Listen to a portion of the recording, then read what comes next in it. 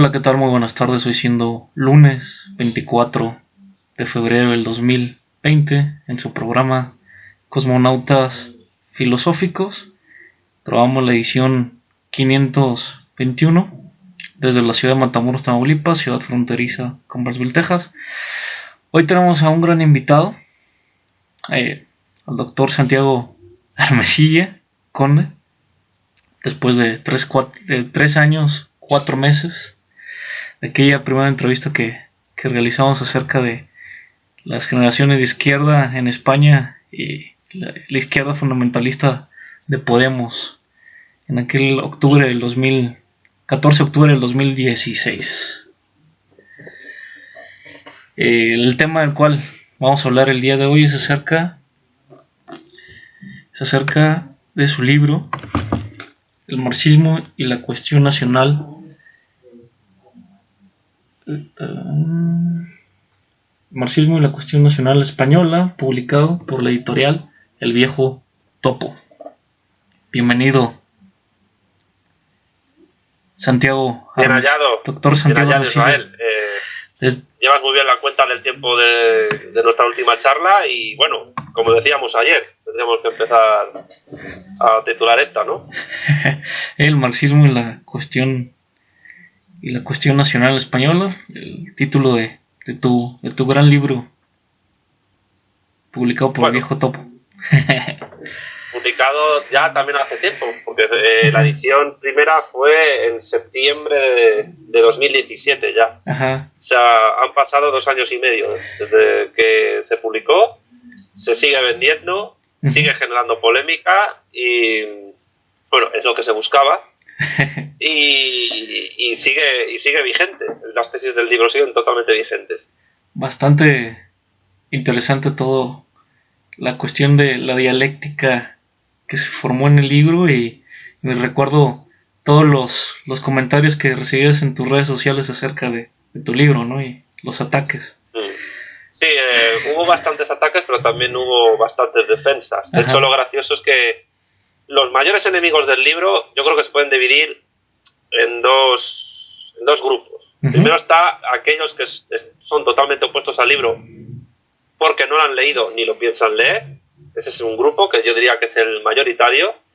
Y otro grupo que estaría encabezado pues por gente como José Luis Pozo Fajardo sería de aquellas personas que sí se han leído el libro, pero no les ha gustado lo que en ese libro se dice porque les deja en muy mal lugar, en tanto que su militancia comunista del pasado, de la cual muchos reniegan, por ejemplo Pozo, pues se ve en entredicho, porque claro, estas personas que fracasaron estrepitosamente en la organización de un proceso revolucionario en España, decidieron en un momento dado culpar no a su inutilidad política por ello, sino al propio Marx del asunto. Entonces, la culpa es de Marx no sirve, vamos a renegar de Marx, vamos a atacar el libro de Armesilla, porque el libro de Armesilla es un libro marxista-leninista, y lo que hay que hacer es demostrar que Marx era negro legendario y antiespañol. Cosa que es absurda, porque cualquiera que se lea detenidamente, no solo mi libro, sino tú lo has hecho, los propios textos de Marx y Engels sobre España, o incluso la contestación que yo le hice en el Catoblepas a Pozo, pues prueba que él en el Pozo sigue y aunque intentó salir a flote a través de la crítica de mi libro, no le salió bien, pero sí es verdad que él encabezó ese grupo minoritario de antiguos excomunistas, ahora anticomunistas, que atacan las tesis de un libro porque sostienen que lo que tenían que haber defendido realmente a nivel doctrinal, en lo que al comunismo se refiere, nunca lo defendieron. De hecho, el propio Pozo tiene un artículo en el que defiende la autodeterminación de Euskal Herria. Luego cambió porque se hizo Gustavo Buenista, pero poco más. Entonces, yo creo que esos son los dos grupos que más me han atacado el libro. Los primeros que te he dicho, pues ya ves, es gente que no se va a leer el libro nunca, porque si se lo leyeran, te podrían incluso cambiar de parecer. Y eso hay gente que a eso le resulta peliagudo, ¿no? Cambiar de ideas. Claro. Aparte que ya has tenido que ya has redactado otros libros como Trabajo, Utilidad y Verdad. Sí, eso es anterior. Y La economía en 100 preguntas. Breve historia de la economía. Y los que están por salir. La política en 100 preguntas y La vuelta al revés de Marx. Sí. Y ahora aprovecho que estás bueno, que eres mexicano, para decir que los 3 libros que me editó Nautilus, que son La economía en 100 preguntas y Breve historia de la economía, y ahora La política en 100 preguntas, que va a salir en marzo, con prólogo del politólogo argentino Marcelo Gullo, se pueden comprar en México. Se van a poder comprar en México, en Perú, en Colombia, en Argentina y en España. Y la vuelta del revés de Marx va a salir en España y en Argentina, en España por El Viejo Topo y en Argentina por la editorial Biblos, con prólogo de Francisco José Martínez, catedrático de Filosofía de la UNED, de la Universidad Nacional de Educación a Distancia de España, pero todavía no hay fecha clara de la salida de ese libro. Okay. Estamos bastante interesados los que hemos seguido tu trabajo en los distintos libros redactados en conseguir los 2 que están por salir. Y vamos a ver cómo reciben la vuelta al revés de Marx. Sí, hay varias posibilidades. Porque claro, ese libro parte de la siguiente hipótesis. Solo te voy a plantear la hipótesis de partida del libro. De la misma manera en que Marx trata de darle, entre comillas, la vuelta del revés a Hegel para aprovecharse de su dialéctica, que la ve envuelta, entre comillas, en una filosofía idealista, y le da la vuelta para ponerla de pie y hacerla materialista de cara a la transformación revolucionaria de la sociedad, porque la filosofía de Marx es una filosofía que busca su implantación política en sentido maximalista, desde el poder del Estado proletario, de la dictadura revolucionaria del proletariado, de la que habló en la crítica del programa de Gotha. Bueno, planteó en los años 70 y luego en el 2005 por ahí hacer lo mismo con Marx. Lo que ocurre es que, de la misma manera en que Marx le da la vuelta a Hegel, continuando cosas de Hegel y muchas ideas que están en Hegel siguen en Marx, pues resulta, y esto es lo que no les va a gustar en absoluto a muchos gustabonistas, sobre todo aquellos que son tremendamente, yo que sé, aquellos que han convertido el materialismo filosófico en una suerte de hetería soteriológica que ya por el mero hecho de seguirla ya te salva de la quema y hace que dejes de ser imbécil, pues resulta que los rasgos que el propio Bueno identifica como aquellos a los cuales hay que darle la vuelta del revés a Marx, si uno lee detenidamente no ya solo a Marx, sino también a Lenin, a Engels, incluso a Stalin, a Rosa Luxemburgo y a otros, puede comprobar, leyendo incluso a Marx desde Bueno, que todas las características que Bueno describe como aquellas a las cuales hay que darle la vuelta del revés a Marx, es el propio Marx el cual se está dando la vuelta del revés a sí mismo, a medida que va evolucionando la construcción de su sistema filosófico, el materialismo histórico. Lo que ocurre, la diferencia, es que los términos que, por cuestiones, digamos, históricas y biográficas, los términos que utiliza Bueno para describir esos elementos de vuelta al revés, pluralismo contra monismo, dialéctica de estados y de clases frente a lucha de clases solo, individuo flotante frente a alienación, la idea de materia, la cuestión del comunismo con respecto al socialismo, realmente, e insisto, si tú lees a Marx desde Bueno incluso, te das cuenta de que es el propio Marx el que se está dando la vuelta de revés a sí mismo y está diciendo prácticamente lo mismo que Bueno dice después, solo que con otros términos. La dialéctica de clases, de estados y de imperios está ya en Marx, está en el Capital, está en los Grundrisse, está en el propio Manifiesto Comunista, también está en Engels, en Lenin, en Stalin, por no hablar de la cuestión del pluralismo ontológico de la materia. La misma teoría del valor-trabajo de Marx se puede encuadrar, se puede dividir incluso en un sentido pluralista en los 3 géneros de materialidad: valor de uso, valor de cambio y valor. Se corresponden con M1, M2, M3, géneros de materialidad que yo llamo de otra manera en el libro. No puedo adelantar mucho más, pero sí es la tesis fuerte del libro. La tesis fuerte del libro es que Bueno realmente no hace nada revolucionario con respecto a Marx, sino que simplemente con otros términos continúa lo que Marx ya está diciendo. Y eso conlleva a 2 cosas. En primer lugar, afirmar la continuidad absoluta que hay entre el materialismo filosófico de Bueno y el materialismo histórico de Marx a nivel de lo que es el marxismo. Con lo cual eso conlleva decir que Bueno, aunque Ethic es un marxista ortodoxo, lo que ocurre es que no utiliza los términos para ello. pero al mismo tiempo que es un marxista ortodoxo, él mismo en un momento dado frena esa fusión nuclear que se podía producir entre ambos sistemas por medio de una cosa que él llama en sus figuras de la dialéctica anástasis, es decir, impide el proceso de fusión para volver a una situación anterior, no realiza el proceso de metábasis para cerrar esa fusión, y por tanto llega un momento dado en que, como diría Tomás García López, Marx deja de ser compañero de viaje, y ese pilar fundamental del materialismo filosófico de Bueno, que es el materialismo histórico de Marx, junto con la escolástica católica y la fenomenología de Husserl, estos de los tres pilares no es una idea mía, es una idea de Pedro Insua, pues al borrar de un plumazo e incluso hacerlo irreconocible al marxismo dentro del materialismo filosófico, en lo que deriva ese materialismo filosófico actualmente ejercido es en una suerte de actualismo en el filosófico en el cual solo lo real, o sea, solo lo existente es racional, y por tanto la realidad potencial no tiene sentido conformarla, cosa que además es algo contradictorio con la forma en que se construye la ontología del materialismo filosófico, por cuestiones que no te voy a desarrollar ahora porque están en el libro, y también en una suerte de escolástica fenomenológica o de fenomenología escolástica, en la cual lo importante es simplemente trazar una cartografía de las ideas filosóficas de todos los sistemas filosóficos del pasado, en un ámbito M3, en un ámbito terciogenérico, donde el materialismo filosófico es único rey absoluto de todos los sistemas filosóficos, sin ninguna competencia, y que por tanto no puede recibir críticas ni internas a su sistema ni externas, porque domina en esa esfera.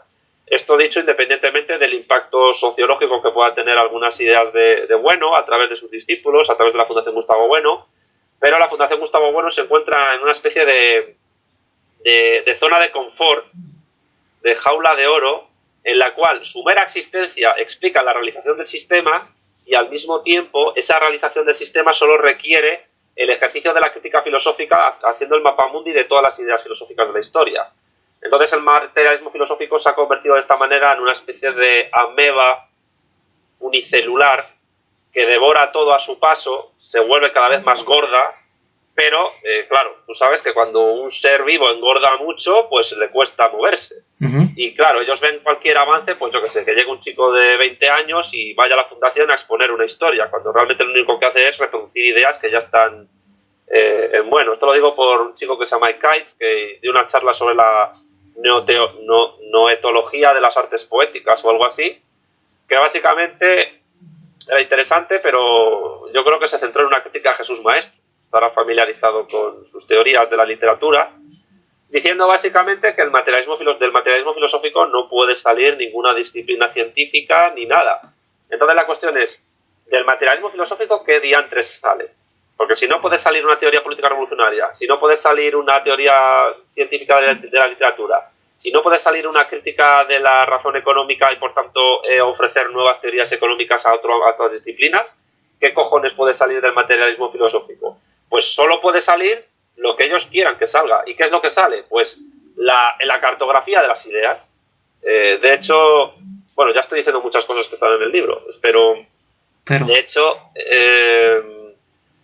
Bueno, en su obra última, publicada, El ego trascendental, que es de 2016, que se publicó el año en que él murió, afirmaba que el ego trascendental se puede definir como una especie de demiurgo que realiza el mapamundi filosófico de las ideas, desde una perspectiva crítica materialista y tal. Claro, eso, de cara a los saberes de primer grado con los cuales choca la filosofía y esos saberes chocan de tal manera que se modifican mutuamente, ¿qué importancia tiene? ¿Qué sentido tiene? O sea, ¿en qué puede modificar el materialismo filosófico a las ciencias sociales o a la acción práctica de la praxis política si su idea de implantación política consiste simplemente en existir y realizar ese mapa mundi filosófico? Pues lo que ocurre es que la desconexión que se ha producido y que es el propio Bueno el que la ha fomentado entre la idea de marxista de implantación política desde el poder del Estado, a través de la revolución, y la implantación gnóstica, que es realmente lo que ocurre en ese sistema, que se da simplemente a través de la realización de esa cartografía que produce, pues eso, pues lo que decía Borges en su relato, ¿no? un mapa mundi a tamaño real, 1:1, que por ser tamaño real es inútil. Pues lo que se produce básicamente es una implantación gnóstica que se debe precisamente a que se ha expulsado al materialismo histórico del desarrollo de ese sistema. Hay gente que dice que no, que está el materialismo histórico de Marx totalmente vivo en la Escuela de Filosofía de Oviedo, la llamada así, pero realmente si uno lee una cosa, cuidado, matizo, una cosa es la obra de Bueno, donde el marxismo sí está totalmente presente, pero otra cosa son los desarrollos de los últimos años, donde el marxismo ni está ni se le espera, donde además se tergiversa constantemente lo que dice Marx y lo que dicen otros marxistas históricos, y donde precisamente se busca desconexiones entre lo que dice Bueno y ese marxismo cuando las desconexiones no ocurren en realidad. Entonces, y ya contesto a tu pregunta, ¿qué espero yo de la publicación de ese libro? Pues realmente por parte de ellos nada, porque lo que puede ocurrir es que me hagan luz de gas, es decir, que pasen olímpicamente de lo que yo he escrito, o dos, que hagan lo mismo que hizo José Luis Pozo Fajarnés con el libro que tú te has leído ahora y del cual me vas a preguntar cosas, el marxismo y la cuestión nacional española, es decir, que hagan un hombre de paja de lo que yo digo, mientan deliberadamente para desprestigiar lo que yo estoy diciendo en mi libro y traten con eso de alejar a la gente, particularmente a los que se acercan al materialismo filosófico, del conocimiento de lo que es el marxismo. Porque además, tú no puedes entender a Bueno sin el marxismo, es absolutamente imposible. Pero si desconectas a Bueno del marxismo, ¿qué te queda? Pues te queda un señor que hace cartografías filosóficas, que eso no vale absolutamente para nada, más allá del divertimento y el ocio y tiempo libre de un montón de profesores de filosofía y de estudiantes que se lo pasan muy bien criticando a los demás y creyéndose superiores en una suerte de teoría soteriológica maravillosa. Y yo creo que con lo que ya he dicho ya me van a llover todos los obuses y bazocas y dardos de amenazantes de toda esta gente, pero ya sabes que me da un poco igual. Aparte también eres director de La Razón Comunista, de la revista electrónica e impresa de La Razón Comunista. Sí, es una revista que hemos fundado el año pasado, que ahora mismo tiene una edición trimestral y ahora en marzo va a salir su tercer número con contenidos bastante buenos. Creo que a pesar de los pocos números que llevamos, 2 van a ser 3 ahora, pues ya está consolidada. Y de hecho, aprovecho que tú entrevistaste a Diego Fusaro para tu canal, decir que hay un diálogo inconcluso, se llama así, entre Diego Fusaro y yo, y un servidor, donde se ponen, digamos, enfrente pues la forma en que él enfoca el marxismo y la forma en la que lo enfoco yo. Creo que puede ser interesante para los lectores. Ok. Comencemos con felicidades por el inicio de tu revista. Muchas gracias. Espero que se publique algo tuyo en algún momento. Esperemos en un futuro no muy lejano que se logre publicar el artículo. Sí, claro, hay que revisarlo. Claro, bueno, comencemos con el tema a lo que nos atañe, bastante importante, dado que las circunstancias políticas de las que vive España actualmente, pues, entre izquierda fundamentalista y una derecha liberal de Vox, pues, ahí está esa dialéctica de partidos importante, sí. Y saberla, la fundación de hacia la izquierda liberal y de la izquierda socialista en España, como se fue dando con este filósofo Krause. Sí. Krause, la primera pregunta va basada en este filósofo. ¿Cómo influye el krausismo en las generaciones de izquierda española?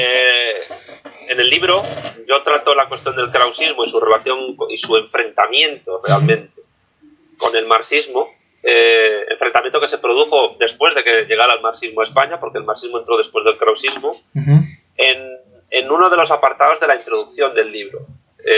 Una introducción del libro titulada España igual a Franco, donde yo básicamente planteo la hipótesis de trabajo del libro, que consiste en afirmar que la asociación, o sea, que existe de facto en España una asociación sociológica, si se quiere, con el franquismo de la propia idea de España, es decir, como si la propia idea de España ya en su esencia, en su raíz, en su núcleo, en su cuerpo y en su curso, esté asociada a Franco, es decir, es franquista ya desde la Reconquista o desde antes. ¿Por qué será esto? Pues hombre, hay múltiples factores explicativos de esta asociación, a muchos de los cuales exceden lo que yo traté en el libro, pero yo me centré en uno de ellos que me pareció importante, y es que en España nunca, y debido a 12 factores históricos que yo explico en el libro, nunca se construyó un marxismo netamente español. El filósofo marxista italiano Domenico Losurdo afirmaba, y yo estoy de acuerdo con él, que para que el marxismo pueda triunfar en una nación tiene que hacerse plenamente nacional. ¿Qué significa? Esto no lo entendió José Luis Pozo Fajarnés en su crítica, porque parece que asumía ideas del marxismo vulgar cuando me estaba criticando, todavía, a pesar de presumir de ser materialista filosófico. Un marxismo se vuelve nacional con respecto a una nación cuando las personas que dentro de esa nación asimilan, asumen y aplican el marxismo, lo entroncan con las tradiciones culturales, sociológicas y filosóficas que esa nación tiene. Y de hecho, cuando Losurdo afirma que el marxismo triunfa cuando se hace nacional, quiere decir que es cuando entronca de esa manera. Eso ocurrió en la Rusia de los zares, que luego, pues como sabemos, se dio la revolución bolchevique y la Unión Soviética en 1922. Ocurrió en la República Popular China, porque el marxismo, leninismo, pensamiento Mao Zedong, teoría de Deng Xiaoping y ahora Xi Jinping y tal, entronca totalmente con la tradición confuciana del país. El materialismo dialéctico soviético no se puede entender sin las tradiciones religiosas del cristianismo ortodoxo, ni tampoco con el cosmismo ruso y los revolucionarios del siglo XIX. Creo, aunque esté un poco separado del asunto, no se puede entender el Juche en Corea del Norte sin las tradiciones religiosas y culturales de ese país. Y lo mismo habría que decir de Vietnam. Pues en Cuba pasa exactamente lo mismo con José Martí, con la tradición católica del país, con la tradición liberal martiana. Y bueno, hay muchos más ejemplos, ¿no? El marxismo es una doctrina filosófica que además, aunque muchos estados marxistas hayan desaparecido a finales del siglo pasado, ha sabido adaptarse bastante bien a todo tipo de ámbito cultural. De hecho, a mí me hacía gracia porque había un Gustavo Bonista, Hugo Fernández de la Felguera, que decía que Marx no encaja en lo hispano. Y yo, joder, si no encaja en lo hispano, entonces explícame Cuba, ¿no? Hubo regímenes marxistas en ámbitos culturales muy variados. Hemos mencionado ya China, Corea del Norte, Cuba, Vietnam, Laos, pero luego estaba la Unión Soviética, la República Democrática Alemana, y aunque duró menos tiempo, pues teníamos Etiopía, Yemen del Sur, único país musulmán de tradición sunita, aunque también con importancia chiita, donde hubo un régimen marxista-leninista, Burkina Faso, Benín, Angola, Mozambique, bastantes, quiero decir. Entonces, el marxismo tiene esa capacidad de adaptación porque es una doctrina filosófica que puede hacerse plenamente nacional. Y puede hacerse plenamente nacional porque toca con esas tradiciones. La cuestión es que nunca se hizo plenamente nacional en España porque nunca se construyó un marxismo netamente español en base a determinadas cuestiones, determinadas causas. En el libro señalo 12, pero en la introducción señalo 2 causas que son previas a la llegada del marxismo como doctrina al país. Esas 2 causas son, primero, la importancia que ya en el siglo XVIII y el XIX empezaba a tener, no con ese nombre, la leyenda negra antiespañola, que fue implantada después de la Guerra de Sucesión Española y con la llegada de los Borbones como dinastía hegemónica en el país, porque construye la leyenda negra contra los Austrias, precisamente. Un libro que explica perfectamente esto es el último de María Elvira Rocabarea, Fracasología. Y la segunda causa es el krausismo. El krausismo es un sistema, bueno, es una especie de degeneración de la masonería que surge en Alemania a través de Federico Krause, un filósofo en realidad de segunda fila alemán, pero que rompe con la masonería en tanto que él quiere básicamente sacar la masonería, las ideas masónicas de las logias. Quiere que deje de ser una especie de ideología propia de las logias para que sea una ideología vox populi, llevada a cabo por toda la población.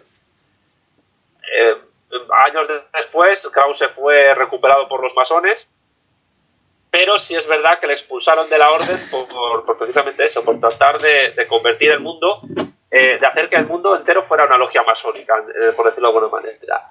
El krausismo tuvo mucha pregnancia en España, en Bélgica y también en países como Argentina, a través de Hipólito Yrigoyen y otros políticos, pero sobre todo fue en España donde más triunfó. Y es clave entender esto porque Krause tuvo mucha influencia en los inicios del anarquismo español y de la socialdemocracia.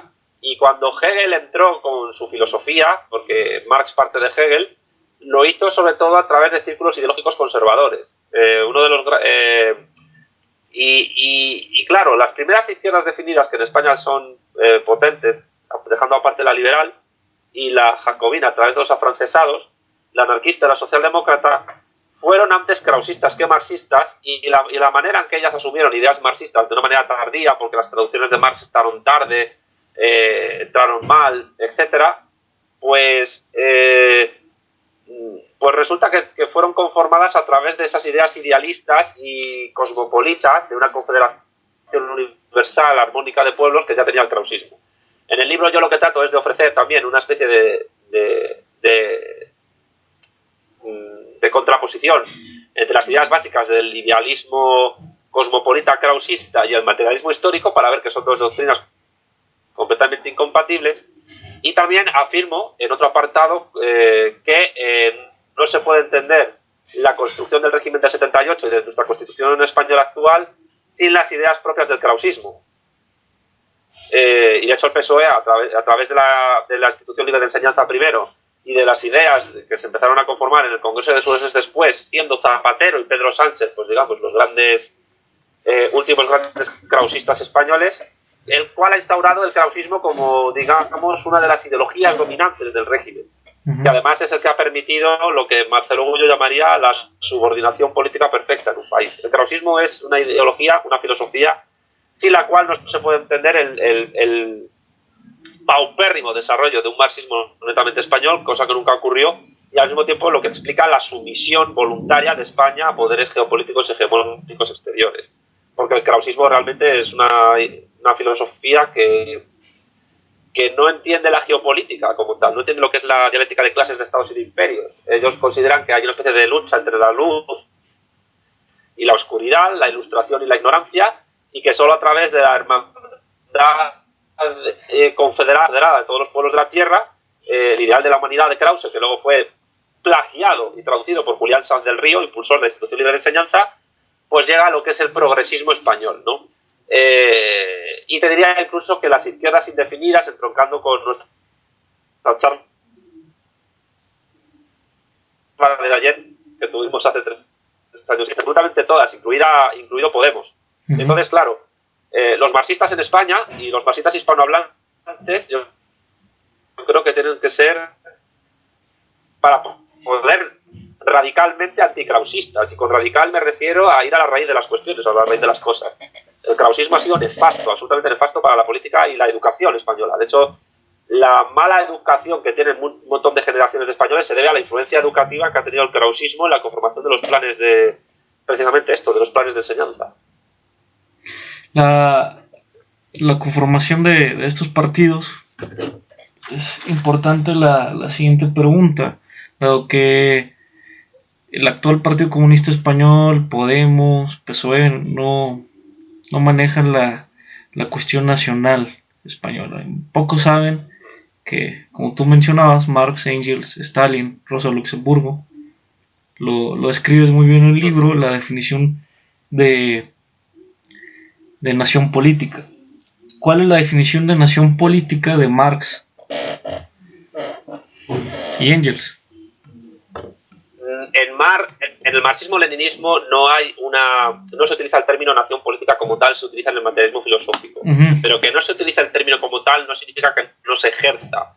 De hecho, y esto es un error del propio Gustavo Bueno, la definición que da Stalin en el marxismo en la cuestión nacional de nación es una definición política, que solo se puede, que se basa en 7 características, que si no se dan las 7 a la vez, no se puede hablar de nación. La nación es una comunidad humana, históricamente formada, localizada geográficamente en un punto determinado geográfico histórico, es una comunidad de psicocultura, una comunidad de lengua, y que al mismo tiempo pues que está históricamente delimitada. Si no se dan esas 7 características a la vez, no se puede hablar de nación. La cuestión es que Stalin, para hablar de nación, se refiere básicamente a las colonias que eran parte del imperio de los zares y al mismo tiempo a las naciones políticas de Europa Occidental. 2 de las tesis fuertes de mi libro, bueno, hay tres fuertes en mi libro. La primera es la que ya te he dicho, que nunca ha habido un marxismo netamente español que ha impedido disociar la idea de España del franquismo. La segunda tesis es que España como nación política se conforma a través de 7 periodos revolucionarios, bueno, mejor dicho, 4 o 5 periodos revolucionarios, digamos, de nación política burguesa, que se dan entre 1808 y 1868.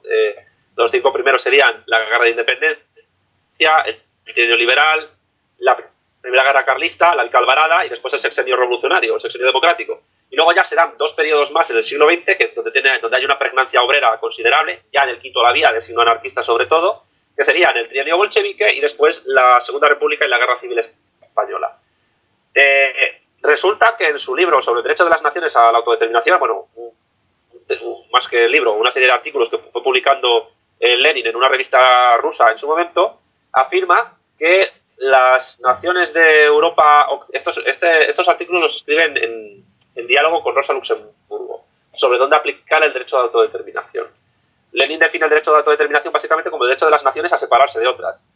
Y si bien es cierto que en un momento dado Lenin posteriormente utiliza la idea de autodeterminación en un sentido táctico para tratar de unificar territorios a la Unión Soviética, que se va conformando después, cosa que no ocurrió porque pensaba que iba a producirse una revolución mundial, que no se produjo, aunque sí se produjeron revoluciones en Alemania, en Hungría, etcétera, que dieron tiempo a los bolcheviques para organizarse su poder después, porque impidieron que ciertas tropas alemanas entraran al territorio, y además eso les permitió después recuperar todos los territorios que habían perdido con la paz de Brest-Litovsk. Si hubiera continuado Lenin con lo que le pedía Bukharin, con la participación de los rusos en la Primera Guerra Mundial, probablemente el desgaste que hubieran tenido bélico con respecto al ejército blanco, al cual tenían que vencer en la guerra civil, que duró 4 años y fue la mayor guerra civil de la historia, y segundo, o sea, que si hubieran dado tiempo incluso a Alemania a reorganizarse, pues probablemente pues la revolución no se hubiera solidificado. De hecho, Lenin le había prometido a los soldados obreros y campesinos la paz, y la paz era salirse de la guerra. Si no se hubiera salido de la guerra, quizás esos obreros, campesinos y soldados se hubieran revuelto contra Lenin de la misma manera en que se revolvieron contra Kerensky, que fue el líder del gobierno provisional. Pues bien, lo que te decía, en ese texto de Lenin sobre la autodeterminación, él afirma que las grandes naciones políticas canónicas de Europa Occidental habían ya realizado su proceso de construcción nacional en el periodo histórico que va del año 1789 a 1871, es decir, desde la Revolución Francesa, hasta la unificación alemana. Da la casualidad de que los 5 primeros periodos revolucionarios españoles de conformación de nuestra nación política coinciden dentro de ese periodo, y que España además es geográficamente y culturalmente Europa Occidental. Lenin es tajante en esto, dice que buscar la autodeterminación ahora, en aquel momento, en los países de Europa Occidental, significa no comprender el ABC del marxismo. Ahí es donde yo os pongo la segunda tesis fuerte de mi libro.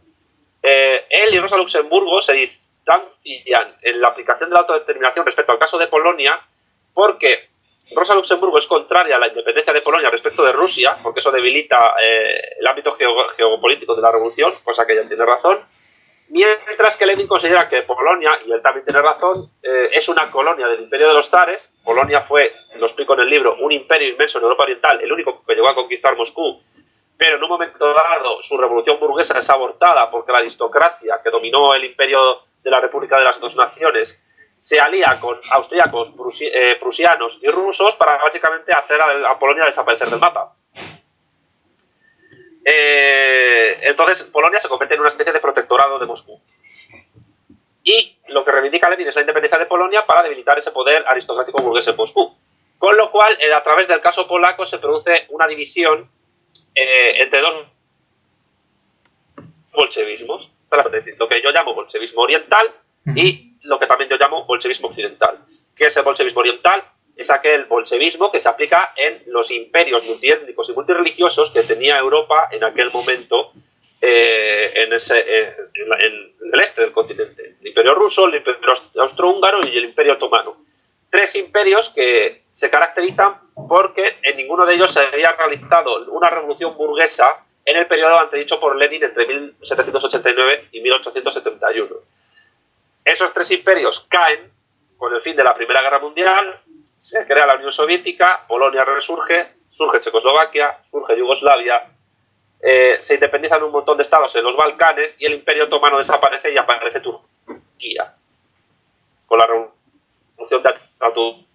A medida que se va produciendo el proceso de descolonización posterior y después con la caída de Yugoslavia, Checoslovaquia y la Unión Soviética, pues también yo afirmo en el libro que las tesis del bolchevismo oriental ya no se pueden aplicar porque básicamente ya no quedan territorios coloniales por independizar en el mundo, salvo el Sáhara Occidental y las colonias de ultramar de Estados Unidos, Reino Unido, Francia y los Países Bajos y poco más. Con lo cual ya prácticamente todos los estados-nación del mundo son eso, estados-nación, naciones políticas. Y en todo caso, si se produce el separatismo, serán por cuestiones geopolíticas de nacionalismo fraccionario. La tercera tesis fuerte del libro es la que afirma que a ver si esto lo explico bien. Es la diferencia entre ese bolchevismo oriental y ese bolchevismo occidental.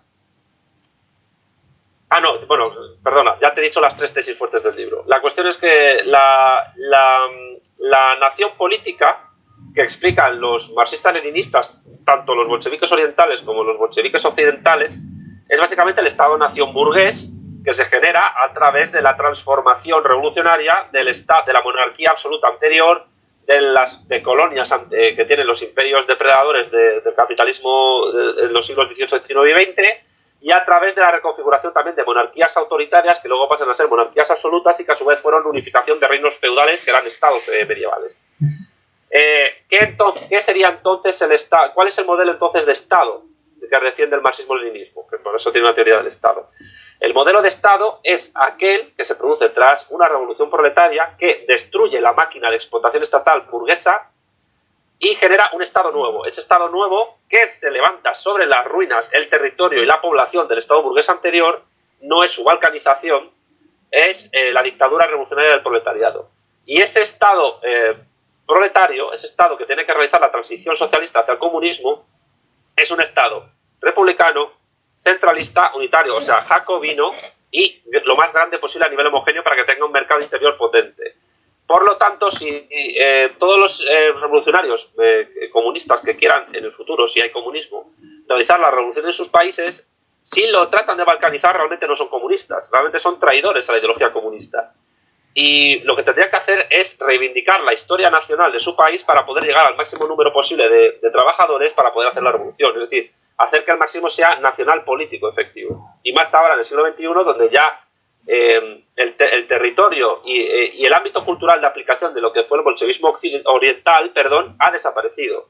Es decir, y ya es otra tesis que yo me aventuro a decir, es a través de la corriente del bolchevismo occidental que inicia Rosa Luxemburgo, que no es incompatible con la de Lenin, que el debate está mal planteado desde hace muchísimas décadas, a través de la cual, en un mundo de naciones políticas ya asentadas a escala universal, democráticas además, como las teorías bolcheviques del siglo XX podrían volver a tener algún tipo de aplicación. Con lo cual, buscar la balcanización de naciones no ha lugar, en todo caso solo tendría sentido para dar pie a nuevas configuraciones geopolíticas postestatales que en ningún caso podrían ser de tipo socialista comunista, sino que yo creo como la Unión Europea. El proyecto de la Europa de las regiones sería en realidad, para mí, una especie de mezcla de lo peor del Sacro Imperio Romano Germánico con lo peor del capitalismo neoliberal. O sea, sería un cuarto Reich manejado por Alemania, en la cual España, Francia, el Reino Unido, Italia hayan sido balcanizados y sus estaditos títere pues sean escogidos por Berlín pues para determinadas funciones. Uno es un paraíso fiscal, otro se dedica a la industria, otro al turismo, otro al sexo, etcétera. Yo creo que eso es básicamente a lo que vamos, y evidentemente ese tipo de proyectos son totalmente incompatibles con el marxismo-leninismo. Hay una situación que lleva mucho tiempo hablando acerca de las naciones fraccionarias.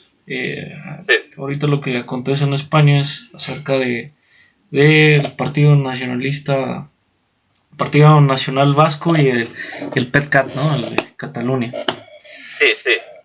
En tu libro tú me mencionas acerca que hay una diferencia entre la situación política de Irlanda y lo de Barcelona. ¿Cuál es esa diferencia que remarcas? Mira, básicamente, bueno, Barcelona no, Cataluña. Barcelona es la capital de la región catalana. Ajá. La diferencia básica no la establezco yo, la establecen Lenin y Stalin, que afirma además Stalin en el marxismo y la cuestión nacional que Irlanda es la excepción que confirma la regla en Europa Occidental. Las dos excepciones que en Europa Occidental se producen son Irlanda y Noruega. Y las dos por motivos muy similares, con una diferencia importante. Y es que Irlanda y Noruega fueron colonias. Es una cosa muy difícil de entender para mucha gente, que es que en Europa Occidental existiesen territorios que fuesen colonias de metrópolis. Irlanda fue una colonia del Imperio Británico y Noruega fue una colonia del Imperio Sueco. La diferencia entre las dos es que, y esto lo señalo en el libro, es que mientras que Noruega y Suecia compartían la religión, es decir, el protestantismo luterano, Noruega fue un territorio que durante muchísimos siglos fue parte de la Unión de Kalmar, es decir, de lo que se podía definir como una especie de imperio dinamarqués o danés, era parte de Dinamarca. De hecho, el danés y el noruego son prácticamente casi el mismo idioma, pero en el Congreso de Viena en 1815, debido a la derrota de Napoleón y a que Irlanda tomó partido por Napoleón, le cede el territorio noruego a los suecos. Noruega fue parte de Suecia como colonia durante 90 años. Y por eso Lenin es partidario de la independencia de Noruega.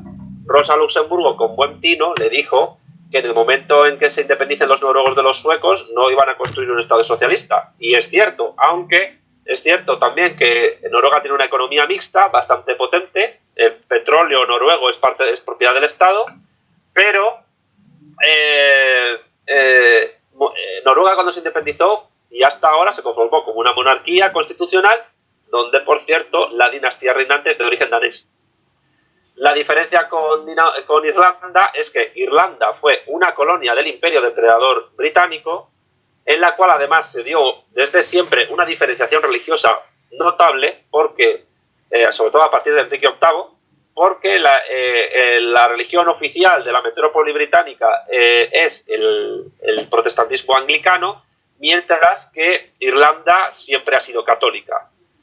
Y si a eso le sumamos pues las hambrunas provocadas, el proteccionismo que Inglaterra tuvo respecto de Irlanda, a través del cual los ingleses podían exportar sus mercancías a Irlanda, pero los irlandeses no podían exportar las suyas a Inglaterra, cosa que fue causa de dos hambrunas muy considerables. La segunda, además, que llegó a matar más de 1 millón de irlandeses y que provocó el éxodo de otro millón a Estados Unidos, donde empezaron a surgir los primeros grupos independentistas irlandeses.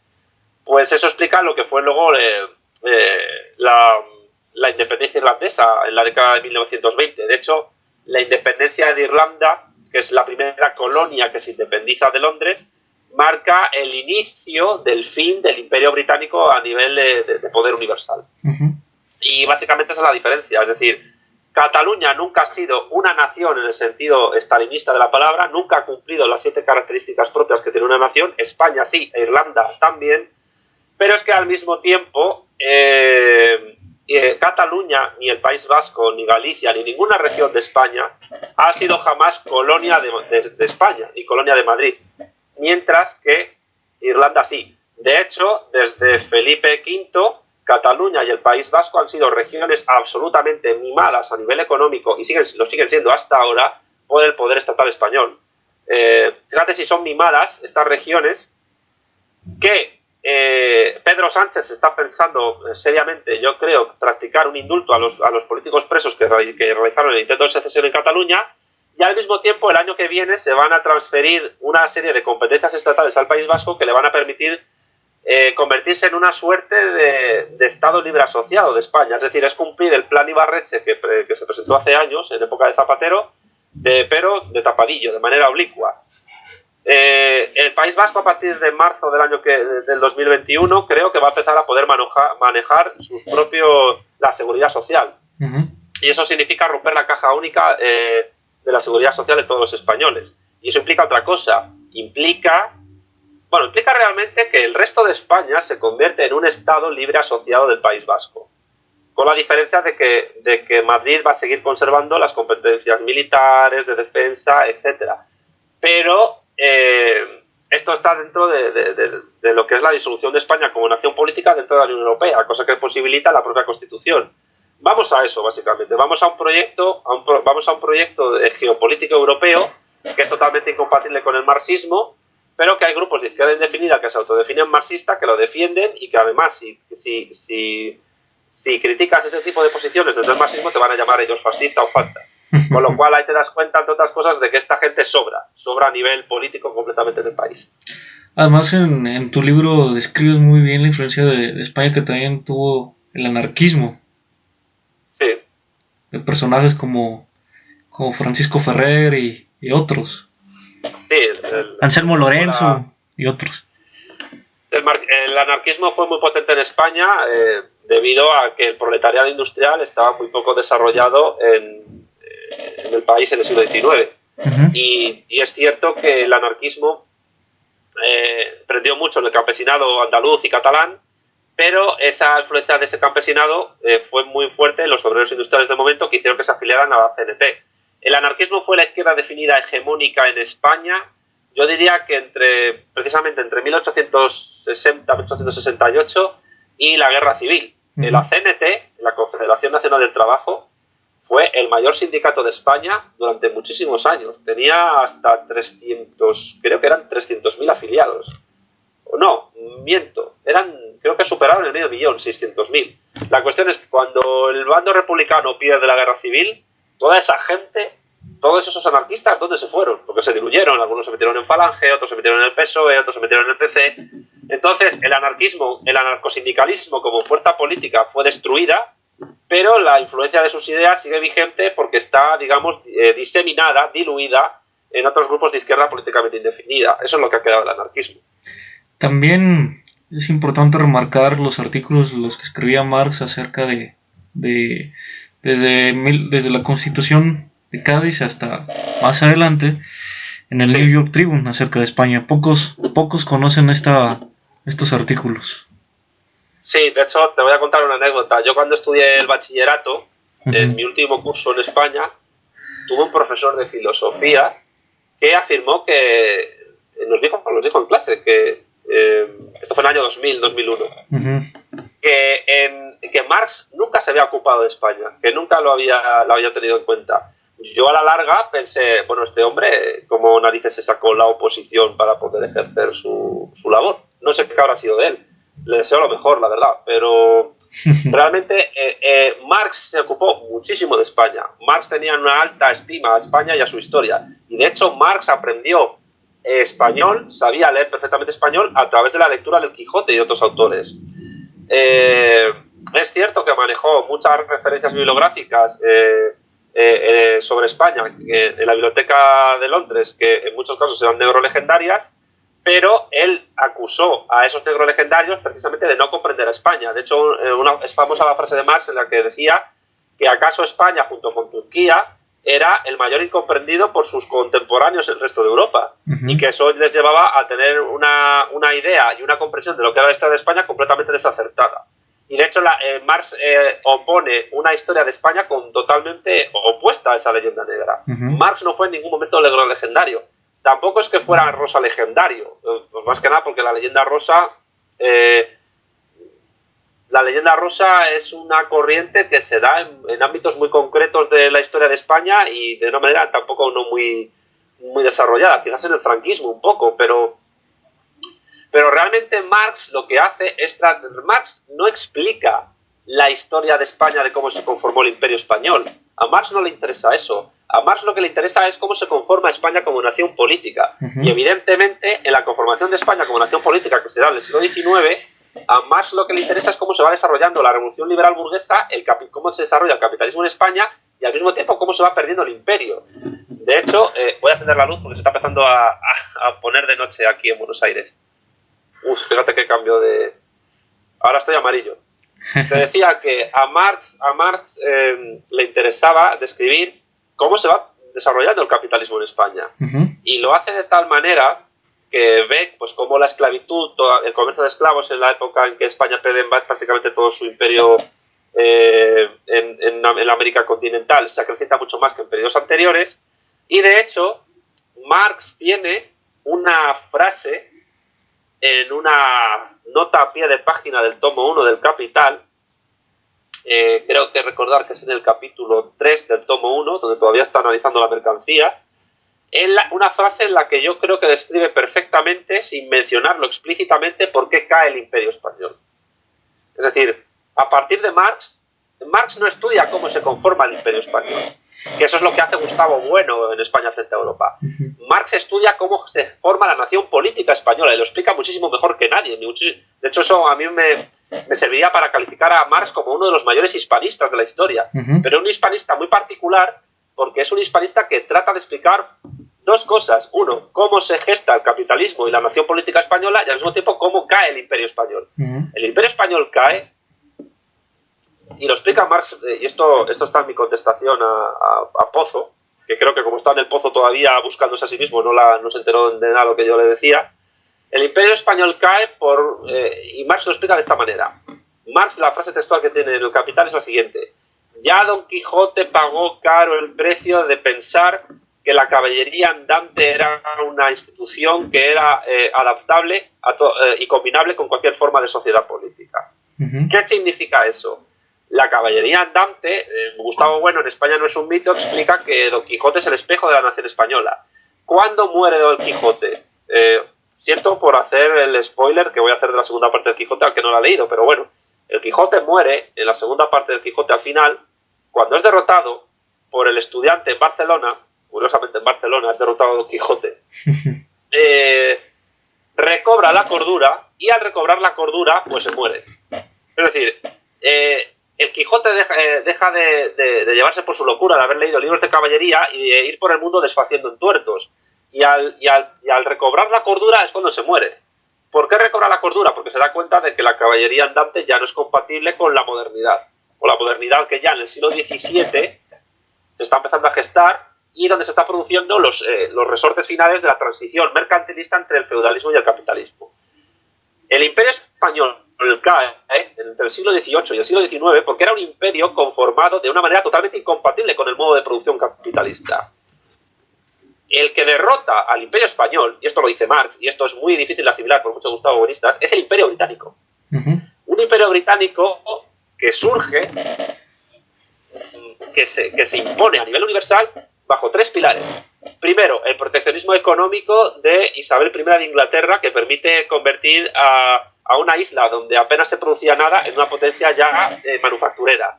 Segundo, en el comercio de esclavos. Los grandes puertos ingleses eran de los mayores puertos de esclavos del mundo moderno. Y tercero, por las revoluciones industriales. Esa combinación les permite en un momento dado superar a nivel militar y técnico-tecnológico al resto de imperios competidores. Napoleón pierde la guerra con Inglaterra porque no consigue bloquear económicamente a Inglaterra cuando él está construyendo su imperio. Hay que tener en cuenta que todavía la burguesía francesa en la época jacobina napoleónica bebe de fuentes fisiócratas y que entienden que el campo, la agricultura, es la mayor potencia económica de los países. No es cierto, es la industria lo que genera la capacidad de que un país desarrolle sus fuerzas productivas hasta convertirse en un país económicamente viable y políticamente independiente, entre comillas. Los ingleses, al verse bloqueados por Napoleón, centran todos sus esfuerzos comerciales en el Atlántico. Primero, la derrota de España en la batalla de Trafalgar anula completamente nuestra flota naval y permite a los ingleses hegemonizar el comercio en el océano. Es cierto que fueron expulsados 2 veces en Buenos Aires a través de las invasiones que hicieron de la ciudad, cosa que se celebró en todos los virreinatos del imperio, pero en un momento dado consiguen apoyarse en oligarquías financieras que luego fueron grandes terratenientes en puertos importantes del imperio, en Buenos Aires, en Caracas, en Guayaquil, también el virreinato de Nueva España fue distinto porque el peso de Inglaterra fue opacado un poco por Francia. Pero lo que sí es cierto es que el Imperio español, que durante 3 siglos fue hegemónico en el periodo de transición mercantilista, y esto lo explico de vista de la economía, se conformó como un imperio anticapitalista, no socialista evidentemente, aunque tenía elementos socialistas en las reducciones jesuíticas de Paraguay, sur de Brasil y Argentina, pero en un anticapitalismo que básicamente se basó en tratar de impedir todo lo que pudo la realización del proceso de acumulación originaria que Marx describe al final del tomo 1 del Capital, que como tú sabes fue el proceso por el cual se da el latrocinio aristocrático y burgués de la propiedad comunal de la tierra que los campesinos tenían en usufructo con la Iglesia Católica.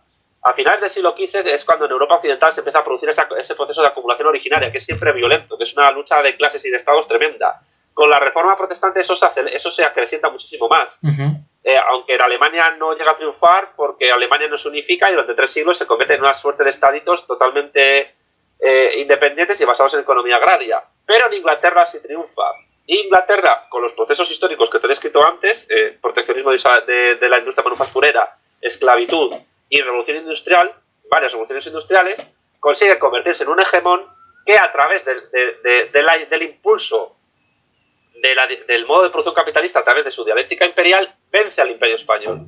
Es decir, el Imperio Español se hunde porque es totalmente incompatible con el capitalismo.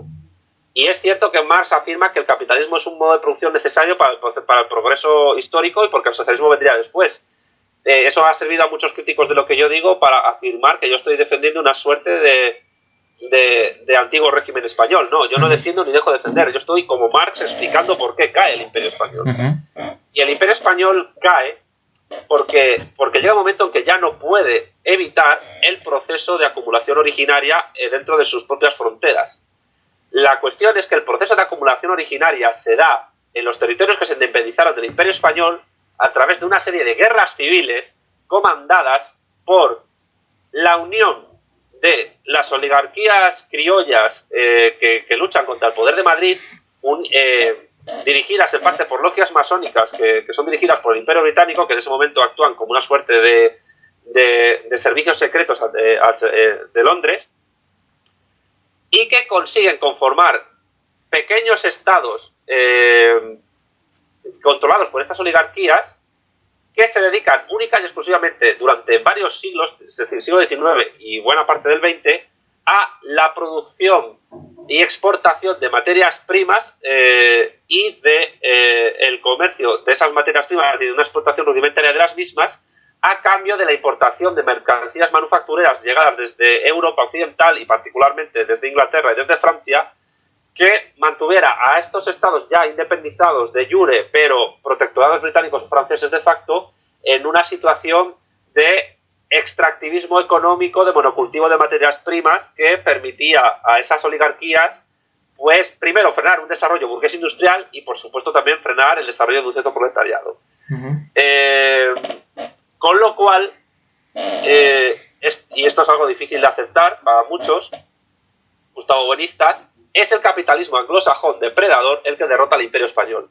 Y lo que Marx está explicando en sus textos sobre España y en otros textos que hizo después, no es una leyenda negra antiespañola, es explicar por qué el Imperio Español cae. Y el Imperio Español cae por el capitalismo. Y decir esto es muy heavy, porque el único que ha logrado explicar esto fue el propio Marx. Y es a través de sus escritos sobre España, sobre cómo lo explica, y otros escritos que se hicieron sobre las independencias hispanoamericanas. ¿Esto conlleva que haya que tirar a Marx a la basura porque es un legendario? No, en absoluto. Marx es muy necesario para entender por qué cayó el Imperio Español, porque Gustavo Bueno no explica por qué cae el Imperio Español. Bueno, o mejor dicho, no lo explica de la manera desarrollada que a partir de Marx se puede hacer o que el propio Marx lo hace, pero sí es verdad que Bueno hay ideas que permiten conectar a través de su materialismo filosófico cosas que ya están en Marx y que explican la caída del Imperio Español. Pero lo que sí es verdad es que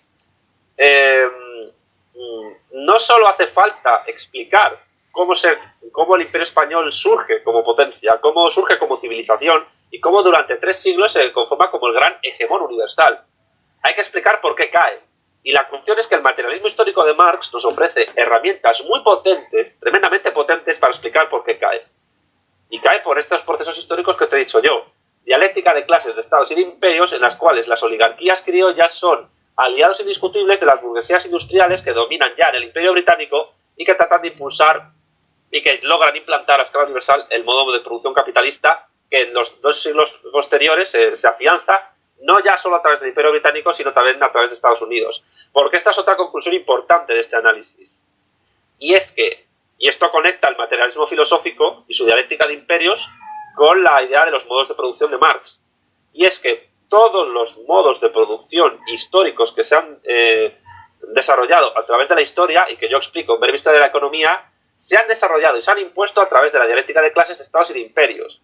Bien sea a través de la caída de un imperio determinado, el modo de producción esclavista es sustituido por el modo de producción feudal en Europa Occidental con la caída del Imperio Romano de Occidente, la transición mercantilista del feudalismo al capitalismo, la inercia al Imperio Español con el descubrimiento, conquista de América y la circunnavegación de la Tierra, abriendo lo que se llama la primera globalización efectiva del mundo, de hecho creo que es la única globalización que hubo, y a su vez el esclavismo como modo de producción sustituye al despotismo hidráulico a través de la dialéctica de clases estados-imperios que se produce en Oriente Medio hace 3.000 años y que permite que los estados asirio, babilonio, etcétera, venzan guerras y hagan de los soldados de los imperios enemigos esclavos suyos.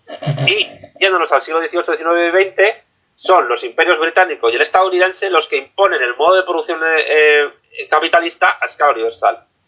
Con lo cual, conclusión, y esto es muy importante de cara a los que quieran desarrollar marxismos netamente en español, un modo de producción comunista solo podría imponerse a escala universal, incluso una transición socialista, a través de imperios universales que derroten a los imperios capitalistas. Con lo cual, esto haría reflexionar mucho sobre dos cuestiones. Primero, que buscar la balcanización de naciones políticas ya consolidadas es antisocialista y es contrario a tratar de imponer un modo de producción que sea postcapitalista. Y segundo, que si en algún momento se pudiera dar la unificación o la reunificación del mundo hispánico, probablemente, y esto es una hipótesis que yo manejo y que lanzo, ya si queréis en México la recogéis y la desarrolláis, esa unificación solo tendría éxito si se realiza como oposición a ese modo de producción capitalista anglo-germánico que se ha logrado imponer a escala universal. Es una cosa que en parte está tratando de desarrollar la República Popular China a través de su asunción como nuevo hegemón, el Plan Hecho en China 2025, que trata de convertir al país en la gran potencia a escala industrial, científico-tecnológica del mundo, y a través del anillo comercial, industrial y científico que quiere hacer con la nueva franja y la ruta de la seda a nivel continental y oceánico. Y la cuestión del coronavirus que está pasando ahora y lo de Hong Kong no deja de ser dialéctica de clases de estados y de imperios que está haciendo que Estados Unidos esté yendo junto con sus aliados contra ese intento imperial chino de generar una oposición a través de un nuevo modo de producción a lo que es el modo de producción capitalista. Si China logra imponerse en esa batalla, que yo espero que sí lo consiga, pues ahí se abre una ventana de oportunidad para una nueva reunificación del mundo panibérico o panhispánico que hay.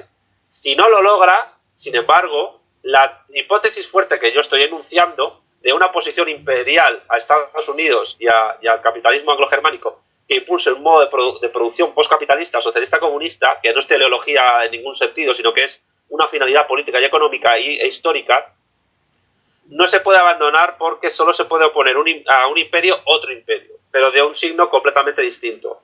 Y esto es muy difícil de asimilar por los marxistas vulgares que hay en el mundo. Y es que hay estados socialistas que son imperios también. O sea, que hay imperios socialistas.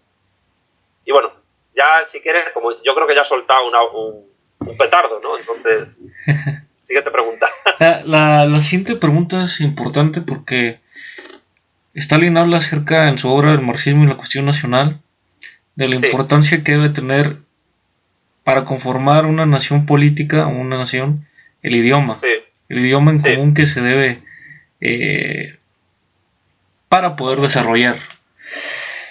Y como tú mencionas en esa parte del libro, con esta cuestión de los partidos independentistas o secesionistas, pues en España los partidos de izquierda indefinida fundamentalista pues no entienden esa parte de la obra de Stalin o el folleto que se la han leído seguramente. Ajá, y si la han leído no la han entendido. En la misma constitución de la República Republicana habla de un idioma, ¿no?, en común, que es el español, y parece que tampoco que no la han leído. es importante hablar acerca de la cuestión nacional de Stalin. Sí. Para hacer una referencia a lo que acontece en España, ¿no? Claro. A ver, el análisis ahí es muy breve. Es que ni siquiera el País Vasco y Cataluña y Galicia, a lo mejor Galicia incluso más, porque la lengua popular entre los gallegos es el gallego, más que el español, pues porque en el País Vasco y Cataluña la lengua popular durante muchos siglos fue el español o el castellano, mientras que el catalán y el vasco era lengua de élites. De hecho, nunca como hasta ahora en la historia se había hablado tanto vasco y tanto catalán, cosa impulsada, qué curioso, un régimen fascista y opresor como el español impulsando lenguas minoritarias oprimidas, pero bueno. La lengua común a todos los españoles es el español, y es la lengua que iguala a todos. La lengua mayoritaria de los catalanes y los vascos es el español. Prácticamente solo el 30% de los vascos y muchísimo menor porcentaje de los navarros, aunque eso está creciendo, sobre todo en áreas de influencia berchale, que son prácticamente el noroeste de Navarra. En el sur son prácticamente castellanos casi, son riojanos. Solo el 30% de los vascos son vascoparlantes como primera lengua. Y en el caso catalán, pues el porcentaje creo que es poco más del 40%. El 40% de los catalanoparlantes tienen de los catalanes tienen el catalán como primera lengua de uso. Y es una lengua más de ámbito familiar. Stalin afirma que una comunidad de lengua es una comunidad geográfica. Y la cuestión es que toda España es una comunidad de lengua. Pero es que en toda España se dan las 7 características que Stalin afirma en el marxismo y la cuestión nacional. Mientras que en Cataluña y el País Vasco, pues la comunidad de lengua es muy difusa. La comunidad de psicología y de cultura, pues prácticamente no se ha dado, porque si tú entiendes la cultura en un sentido extrínseco, que es lo que afirma Bueno en el mito de la cultura, ves que las culturas, mal llamadas culturas vasca y catalana, son parte de la cultura española. Y al mismo tiempo, pues tampoco es cierto que Cataluña ha sido una comunidad históricamente formada. Cataluña como unidad histórica es un invento prácticamente moderno que hacen los Borbones, y antes pues estaban los condados catalanes y el hegemónico era el condado de Barcelona, que curiosamente a nivel geográfico coincide mucho con lo que luego se ha llamado Tabárnia, que fue un intento de mofa del independentismo catalán, que yo creo que sus impulsores lo han malogrado precisamente por no tomárselo en serio, cuando hubiera sido un elemento muy interesante para tratar de dividir a los separatistas. Bueno, de hecho, y para dividir incluso la propia región catalana. Yo no le hago ascos a una reorganización un poco más racional de las regiones españolas. De hecho, yo soy partidario de abolir las autonomías, ¿no? Que realmente un marxista tiene que ser partidario de eso.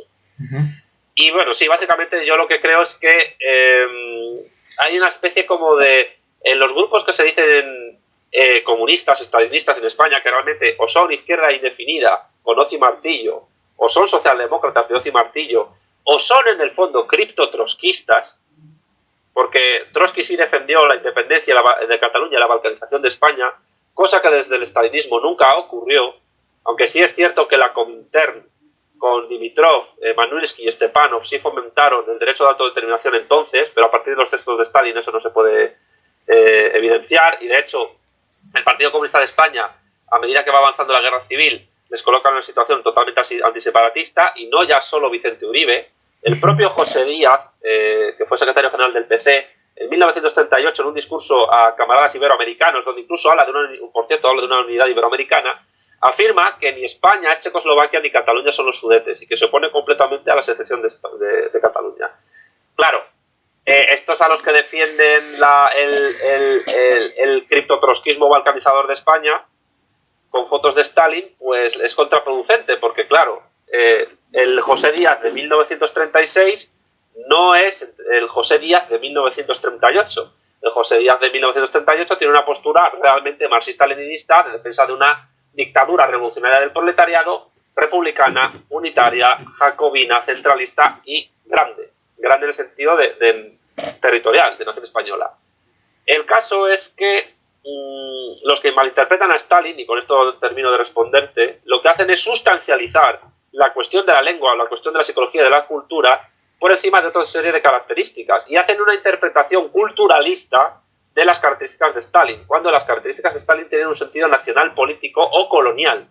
Pero como ni Cataluña ni el País Vasco han sido colonias, ni han sido naciones políticas nunca, y de hecho, los breves periodos de tiempo que Cataluña no ha formado parte de España es que fue parte de Francia, primero en 1640 y luego con Napoleón, y en ambos casos volvieron enseguida a mamar de la teta de España, pues lo que ocurre es que hay una mala interpretación debido, entre otras cosas, a los problemas, defectos y dificultades que tuvo el desarrollo del marxismo en España, que es una de las tesis, que es la tesis fuerte de mi libro.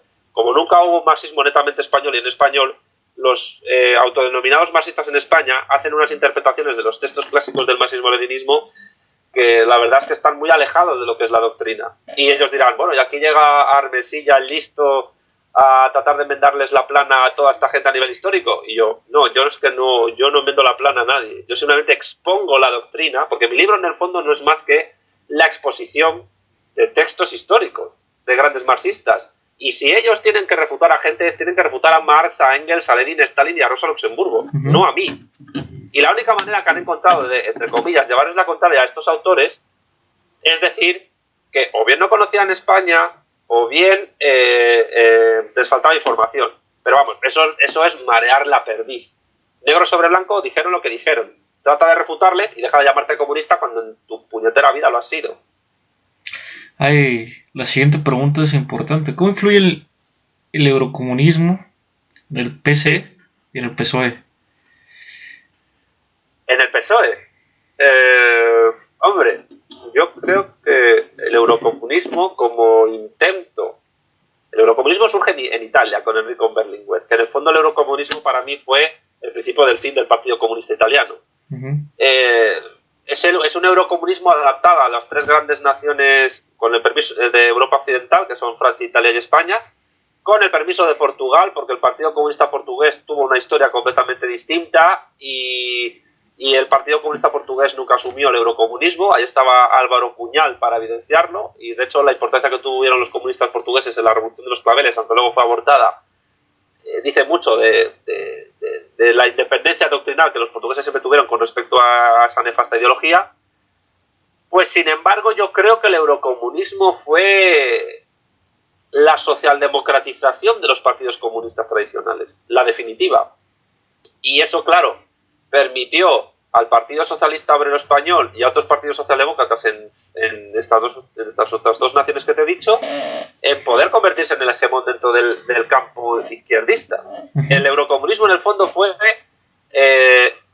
el primer clavo, bueno, no el primero fue, digamos, asumir el informe secreto de Khrushchev.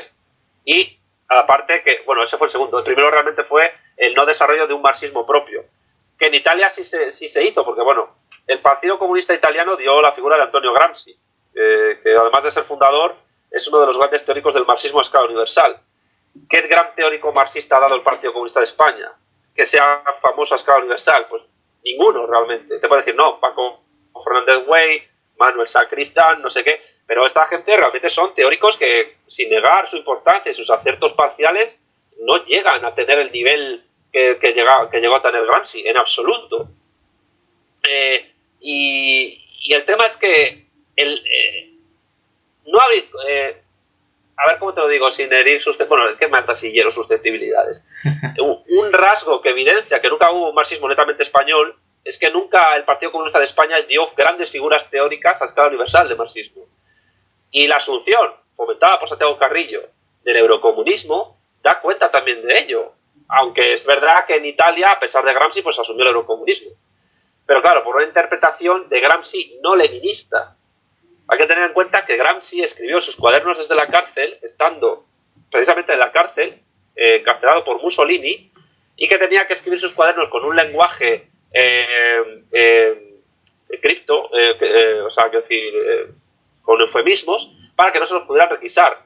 Hay teorías de que Mussolini protegió a Gramsci y tal, bueno, al final murió en la cárcel, no le protegería mucho si murió en ella, ¿no?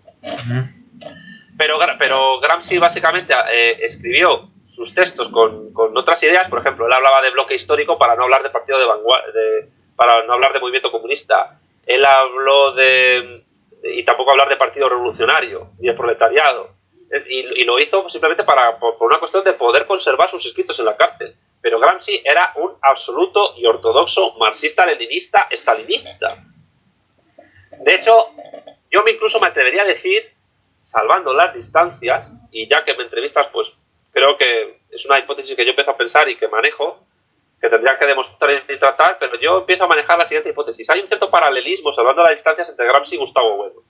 Con la diferencia de que Gustavo Bueno fue un funcionario docente de instituto y universitario en la época franquista, que se acercó al marxismo por oponerse al franquismo, y que nunca estuvo en la cárcel, pero que para evitar porque había policía secreta franquista en sus aulas, para evitar que, pues yo que sé, algún tipo de cierre, de clausura de sus clases o de detención de alumnos, utilizaba eufemismos y palabras distintas a las que utilizaba Marx para referirse a las mismas ideas que Marx tenía. Y yo creo que de ahí se deriva pues, la cuestión del pluralismo ontológico, la dialéctica de estados y de imperios, y la cuestión del individuo flotante, etc. Entonces, en cierto sentido, Bueno hablaba también en clave para que no le montaran un quilombo la policía franquista en sus aulas. Algo muy parecido a lo que ocurría con Gramsci en los cuadernos, con la diferencia de que Gramsci tenía mucho más riesgo que Bueno, porque Bueno era una persona que vivía del Estado franquista porque le pagaban, aunque formaba parte de la oposición interna y de una especie de exilio interno, porque estaba lleno Oviedo con los mineros y los comunistas y todo eso. Exilio interno entre comillas, porque él no tuvo una vida difícil nunca. Entonces, esto también entronca un poco con la cuestión que te he dicho antes, ¿no? Que si uno lee detenidamente a Marx desde Bueno, se da cuenta de que Bueno está diciendo lo mismo que Marx, y por tanto no hay vuelta del revés realmente de ninguna clase, sino que hay continuidad total y coherente, pero que Marx está diciendo lo mismo que Bueno, pero con otros términos, porque Bueno, pues a partir de esta cuestión biográfica podría haberlo hecho por ahí. Es una hipótesis mía que no puedo demostrar, que habría que estudiarla muy bien para ver la evolución del lenguaje de Bueno, pero lo dejo ahí, ¿no? Pero volviendo a la cuestión del eurocomunismo con el cual, por cierto, Gustavo Bueno nunca conectó. El eurocomunismo para mí es lo que luego a la larga ha abierto las puertas no ya solo a la socialdemocratización de los partidos marxistas-leninistas de Europa Occidental, socialdemocratización que tiene un impulso enorme con la caída del Imperio Soviético, sino que también es lo que abre las puertas a la larga a la asunción progresiva del generismo, ideología de género, del animalismo, de las teorías del veganismo, de las teorías queer y de un montón de posmodernismos que han sido completamente asumidos por estos partidos, a pesar de que luego en el 20 Congreso del Partido Comunista de España, que se produjo creo que hace 2 años, pues volvieran a definirse como marxistas-leninistas. Bueno, ya es tarde. Primero porque el marxismo-leninismo es una doctrina totalmente incompatible con el posmodernismo. Y en definitiva, pues el eurocomunismo fue una desgracia histórica para toda esta clase de partidos. Y creo que las pruebas históricas de lo que ha resultado después de ello lo prueban. La siguiente pregunta es importante, dado que tú mencionas en tu libro la cuestión de la transición. En 1978, con Adolfo Suárez, Alianza Popular y la alianza electoral que tuvo con el Partido Popular, ¿cómo la CIA influye en esta transición después de la muerte de Franco? Un matiz, Adolfo Suárez nunca se alió electoralmente con Fraga, nunca se alió con la Alianza Popular, y el Partido Popular es el nombre que adopta después del Congreso de 1989, quiero recordar, Alianza Popular, para adaptarse a la España del PSOE y para adaptarse a los nuevos tiempos. Digamos que van abandonando progresivamente ese franquismo sociológico al que se les acusaba. Franco fue Fraga fue ministro de Franco, es verdad un poco díscolo, porque de hecho cuando a Franco le cayó mal le expulsó a Londres para que fuese de embajador allí, pero el Partido Popular es digamos una evolución de Alianza Popular hacia postulados donde las familias que dominaban eran la democracia cristiana, los liberales conservadores y al mismo tiempo pues los restos de franquismo que quedaban, que poco a poco pues fueron teniendo posiciones y quedando pues en algo folclórico. Pero realmente la Unión de Centro Democrático, que era el partido de Adolfo Suárez, que se creó ex profeso para que él fuese el primer presidente de España democrática, nunca salió electoralmente con la Alianza Popular. De hecho, la Unión de Centro Democrático, que luego fue el Centro Democrático y Social, después de la crisis del golpe de Estado del 23F del 81, era un partido más de centro, más liberal, si quieres, que para los cánones de la época, que Alianza Popular. Y además en la Unión de Centro Democrático había socialdemócratas más conservadores que los que había en el PSOE y también había liberales progresistas. Bueno, una vez hecho el matiz, si quieres replantéame la pregunta, porque ya cambia completamente. Bueno, ¿cómo la CIA participa en la transición española? La CIA, hombre, pues a ver, no sé. Es que esto es una pregunta que excede un poco lo que yo trato en el libro. He sabido que la CIA, según varias investigaciones, como el libro La CIA en España, habla mucho de ello, también el libro Soberanos Intervenidos, son libros que te recomiendo leer. La CIA estuvo detrás del asesinato de Carrero Blanco, porque Carrero Blanco era un obstáculo geopolítico al interés estadounidense por realizar la transición democrática en España. Carrero Blanco además era partidario de armar nuclearmente a España, y a Estados Unidos no le convenía una España nuclearizada a nivel atómico, porque ya tenía a Francia y a Inglaterra como aliados geopolíticos en ese sentido. De hecho, la defensa nuclear atómica de España depende de Francia todavía. Y Francia, después del mayo del 68 y la caída de Gaulle, era un estado completamente sumiso al hegemón estadounidense, porque después de Gaulle Francia entra en la OTAN. Y a Inglaterra pues tampoco le convenía una España atómica por la cuestión de Gibraltar. Se sabe también que la CIA estuvo detrás de la financiación, junto con la socialdemocracia alemana, a través de la Fundación Friedrich Ebert, del nuevo Partido Socialista Obrero Español, el del Congreso de Sures desde el 74, y en el cual Felipe González tomó las riendas, expulsando al PSOE histórico de Rodolfo Llopis. El PSOE es un partido totalmente entregado a los intereses geopolíticos de Estados Unidos a través de la OTAN y de Alemania a través de la Unión Europea. Es el partido totalmente hegemónico a nivel cultural, sociológico y político en España, y lo han hecho de una manera efectiva muy buena, porque prácticamente han convertido socialmente en fascismo y en facha a todo aquello que se oponga a lo que ellos defienden. También es verdad que es un partido que ha conseguido generar una especie de élite partidaria dentro de su partido, que intelectualmente hablando son analfabetos funcionales y que lo único que les interesa es medrar y vivir de la política y nunca de otro tipo de profesiones. Entonces, si nos centramos, bueno, no voy a extenderme en más cuestiones, pero yo creo que dos hechos fundamentales para entender la transición, sin mencionar otros, como son el asesinato de Carrero Blanco a manos de ETA, que ya dijo Adolfo Suárez que nunca supo si detrás de ETA estaba Moscú o Washington, probablemente estuvo más Washington que Moscú. De hecho, y esto se puede registrar en los archivos digitales del diario El País, que es el diario de Prisa y del PSOE, la Unión Soviética, a finales de los 70 y principios de los 80, le ofreció a España ayuda para acabar con ETA, con la banda separatista terrorista ETA, a cambio de que España no entrara en la OTAN. O sea, esto es muy heavy, ¿eh? Y la cuestión es que asesinato de Carrero Blanco y creación del PSOE como alternativa progresista al Partido Comunista, el cual yo creo que era imposible que pudiera tener poder por ya cuestiones internas. Habría que ver qué parte de esas cuestiones internas eran motivadas por errores propios de la organización o por errores fomentados por servicios secretos desde fuera, tanto franquista como extranjeros.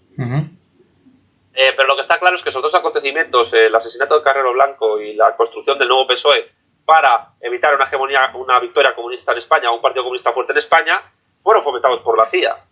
Y de hecho, la CIA junto con la socialdemocracia alemana en la Fundación Friedrich Ebert. Y de hecho, la CIA fomentó estos cambios para impedir que el proceso que se inició en Portugal con la Revolución de los Claveles se extendiera a toda la península ibérica. La península ibérica, y aquí incluyo España y Portugal, y también Andorra y Gibraltar, es un punto geoestratégico fundamental de hegemonía mundial. tanto Estados Unidos como Alemania como China están interesados en tener su presencia ahí. La cuestión es, ¿habrá más países que quieran estar interesados en controlar la península ibérica? El futuro lo dirá. También hablas acerca del libro del proyecto alemán, ¿no? Que actualmente España, o ya lo has hablado durante la entrevista, ¿no? Del acercamiento con la OTAN y más que se dieron en los 70s, bueno, 50, 70, ¿no? Bueno, ya hubo, España entra en la Organización de Naciones Unidas en 1955. Eso se debe al acercamiento de Franco con Estados Unidos. La visita de Eisenhower a España influye mucho en ello. España fracasó en su intento de apoyar al Tercer Reich alemán en la Segunda Guerra Mundial porque cae Hitler. Y a partir de ahí ellos recuperan, España construir, el poder franquista construir un imperio colonial en el norte de África aprovechándose de las colonias francesas, y se orienta a Estados Unidos porque ya Franco dijo que había que bailar con la más guapa del baile y la más guapa era Estados Unidos. Los primeros intentos de España por entrar en la Comunidad Económica Europea se producen en el franquismo, pero no llegan a ninguna parte porque solo la Comunidad Económica Europea solo admitía democracias liberales burguesas en su seno. De ahí también que vaya evolucionando poco a poco el régimen franquista de una suerte de nacional sindicalismo, de pseudofascismo nunca sin concretar del todo, a lo que luego llamaron democracia orgánica, que todavía tenía mucha presencia de Falange, pero donde el Opus Dei y otras facciones ideológicas del régimen pues empezaron a expulsar a los falangistas más acérrimos del poder más duro, ¿no? Aunque nunca lo dejaron del todo. Ya en democracia, Adolfo Suárez no era partidario de meter a España en la OTAN, pero el rey sí, el rey le debía a Estados Unidos entrar en la OTAN. De hecho se sabe, y esto entronca un poco con la pregunta anterior, hace poco leí un artículo bastante bien documentado, habría que comprobar si es cierta la información, en la cual el propio rey anterior, Juan Carlos de Borbón, que fue el que puso Franco como sucesor, se convirtió en agente de la CIA. Y a la embajada estadounidense le pasaba un montón de información, de hecho fue uno de los grandes informantes de Estados Unidos en aquel momento, sobre todo por la cuestión del Sáhara Occidental. Estados Unidos estaba interesada en controlar el Sáhara Occidental y Juan Carlos de Borbón estuvo dispuesto a entregar el Sáhara Occidental, que era provincia española en aquel momento, a Estados Unidos a cambio de su poder como rey. Y por eso se permitió la Marcha Verde que impulsó el rey de Marruecos sobre el Sáhara, y de ahí que controlen hasta ahora el 80% del territorio, hasta que controlen el 100%. La única franja que no controlan es una franja de desierto que está entre Mauritania y Argelia. El caso es que se sabe, a través de ese artículo que yo leí, y yo creo que está bastante bien informado el autor del mismo, que la monarquía en España es una institución que se ha impuesto efectivamente a través de la CIA. Y bueno, España, yo creo que dice, te dejamos que seas rey si nos permites controlar el Sáhara, y al mismo tiempo si nos permites entrar en la OTAN, o sea, si permites que España entre en la OTAN. España entra en la OTAN en 81, con el presidente Leopoldo Calvo Sotelo. El PSOE se comprometió a hacer un referéndum para ver si España entraba en la OTAN o no. De hecho, en un momento dado, el PSOE era contrario a la OTAN en la época de la transición. Luego tuvieron el lema OTAN de entrada no, que es un lema muy raro. Y luego ya en el 86, Felipe González pues se convierte en partidario del sí. De hecho, yo hablando con gente, esto es anécdota personal también, pero esto para que te des cuenta un poco de la capacidad que el PSOE tiene para modelar las mentes de las personas en España, a través del control educativo y de los medios de comunicación y de los resortes del Estado. Una vez pregunté a una persona que había votado afirmativamente el sí de la entrada de España a la OTAN en el referéndum de 1986, que es desde entonces cuando efectivamente estamos en la OTAN, ¿por qué votó a favor? Y como se había producido el golpe de Estado del 23F del 81 abortado, un golpe de Estado muy oscuro y confuso también, me dijo esta persona que votó para impedir que en España se volviera a producir un 23F y el regreso del franquismo. Es decir, que pensaban que a través de la pertenencia de España a la OTAN, eso impediría el regreso de Franco, aunque fuese muerto, de un heredero suyo al poder. Es decir, que el poder hegemónico socialdemócrata en España se construye contra el franquismo, cuando realmente el régimen del 78 es hijo absoluto, total y completo de ese régimen.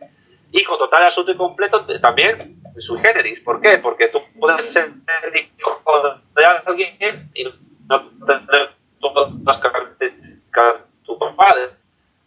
Es cierto que toda la gran burguesía española de Madrid, el País Vasco y Cataluña es la misma del franquismo y del régimen, estructuras culturales y sociológicas de la sociedad actual con respecto a la franquista. Y de hecho también económicas, porque esa gran burguesía que se vio muy beneficiada por el poder franquista, también se vio muy beneficiada por el poder de Felipe González, y esto lo puedes leer en un artículo de Alicia Melchor Herrera en el primer número de La Razón Comunista, el artículo número 1, a través de las más de 60 empresas estatales que el PSOE liberalizó y desnacionalizó para convertirlas en grandes empresas capitalistas. Antes era una especie de capitalismo monopolista de Estado o neo-keynesiano que tenía el franquismo, y después de un capitalismo mucho más liberal. No post-keynesiano, sino keynesiano de estado de bienestar, pero con gran capital privado. Entonces, todos esos procesos entroncan, y necesariamente tienen que entroncar, con el proceso de entrada también en la Unión Europea, que se produce el 1 de enero de 1986, en la Comunidad Económica Europea, que entran conjuntamente España y Portugal. Entran conjuntamente, también te lo digo para que veas la importancia que tiene la península ibérica en su totalidad a nivel geoestratégico. En el año 98, Aznar nos mete en el euro, a España y tal, y luego posteriormente, aunque él se opuso al Tratado de Niza y a la Constitución Europea, pues el Partido Popular, después del atentado terrorista del 11M, pierde las elecciones, gana Zapatero, y Zapatero es un europeísta convencido. Y Pedro Sánchez es otro europeísta convencido. ¿Por qué? Porque no hay krausista en España que no sea un europeísta convencido. Y así entroncamos esta parte de la entrevista con las primeras preguntas que me has hecho. El proyecto de la Unión Europea y el proyecto de sumisión política, geoeconómica y estratégica de España a la Unión Europea es un proyecto ideológicamente defendido por el krausismo, por el progresismo y por el liberalismo, de cara a que en España no se produzca ningún tipo de soberanía, de defensa soberana. Y de ahí que se aborte también, desde el aniquilamiento sociológico, no personal, aunque quizás también, sino sociológico, de cualquier persona que trate de construir una alternativa patriótica, también marxista-comunista, porque no interesa. Yo incluso llegaría a pensar, esto tampoco lo puedo demostrar, pero es una hipótesis que manejo, una idea que suelto, que todos estos grupos minoritarios extraparlamentarios que se dicen marxistas-leninistas y que son partidarios de la balcanización de España, del federalismo y la autodeterminación, que defienden cosas que nunca han entroncado con la doctrina marxista-leninista del Estado, puede que sean grupos fomentados por el propio poder o por la inteligencia española para evitar una alternativa a la situación geopolítica externa y de clases interna que surge en España. Es decir, que estos grupos que nos llaman a nosotros fachas y fascistas son los tontos útiles de la monarquía, los tontos útiles de la burguesía de Madrid, de Barcelona y de Bilbao, y los tontos útiles de la gran burguesía imperial depredadora de Berlín y de Washington, y también de la City de Londres a través de Gibraltar. Okay. Y todos esos grupos, además, surgen en la transición española a través de la diáspora que se da de la descomposición del Partido Comunista de España a través del eurocomunismo, en primer lugar. La última pregunta, ¿qué es lo que se debe proponer ante esta situación de lo que pasa en España? O más bien ya has hablado. Esta es la gran pregunta. En el fondo es lo que digo al final del libro. ¿Qué hacer? ¿No? Que diría Lenin. El objetivo último es, evidentemente el objetivo último es la revolución en España. Pero esa revolución, puede que se produzca, puede que no se produzca, requiere previamente de la construcción de una teoría revolucionaria marxista-leninista en España que nunca ha existido. Es decir, que ahora mismo lo prioritario es estudiar y escribir. Yo no niego que la gente tenga que militar, pero hay gente que piensa que militar en un partido per se ya te convierte en una especie de revolucionario, y no tiene por qué. Simplemente eres una persona pues que pasa su tiempo con gente con la que comparte amistad y intereses políticos, pero realmente no estás haciendo mucho. Más cuando no tienes una cartografía o una hoja de ruta. Esa sí es de las partes positivas que tiene el materialismo filosófico. Es decir, la cartografía, el mapamundi de del presente es muy necesario, pero si lo desconectas de la transformación revolucionaria de la sociedad es un mapamundi inútil, porque no tienes navegante que coja ese mapamundi para emprender una navegación.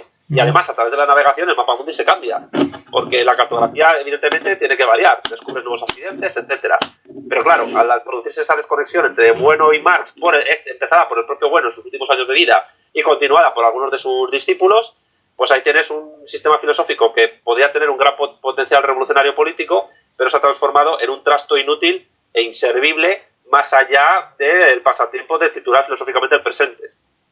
Pasatiempo que dejaría de ser pasatiempo si se reconectara con el marxismo y se produciera la metábasis que el propio Bueno inició y que habría que continuar. Dicho esto de una manera a grosso modo y muy vulgarizada, porque esto evidentemente tiene muchos matices. Pero el caso es que los enemigos son varios. Hay enemigos internos, hay enemigos externos. Evidentemente España está ya en peligro de desaparición como nación política. Es decir, yo creo que estamos... probablemente nos queden, no lo sé, no es que sea pesimista, pero probablemente nos queden 10 años de existencia como nación unida, no lo sé.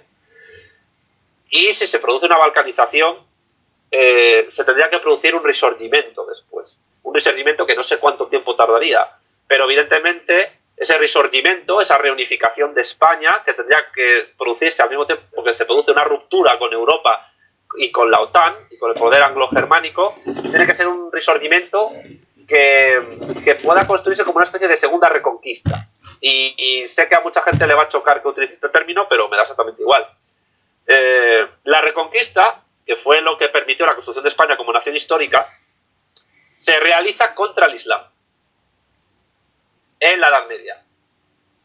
El nuevo resurgimiento que tendría que producirse después de la balcanización de España y que sería una segunda reconquista, tendría que ser un proceso doble. Primero, y en menor medida, tendría que producirse sí contra el Islam o contra el intento de acrecentamiento del mundo de los musulmanes en Europa, pero sobre todo tendría que producirse contra el capitalismo anglo-germánico, contra el progresismo de corte protestante cultural y contra la hegemonía capitalista internacional. Y además tendría que ser un resurgimiento o segunda reconquista que se conectara con los procesos de reunificación del mundo hispánico o panibérico a escala americana universal.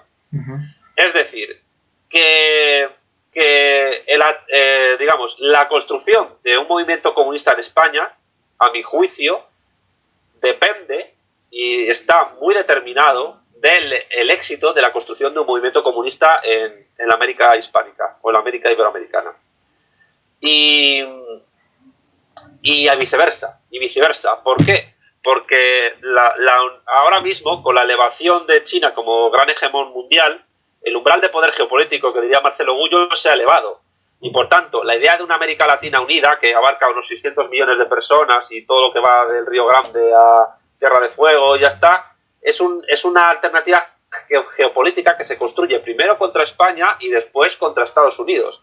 Pero al crecer China, la construcción de una América Latina unida ya se queda como algo corto, se queda como algo pequeño. Hay que ir hacia algo más, hay que ir hacia una plataforma geopolítica muchísimo mayor.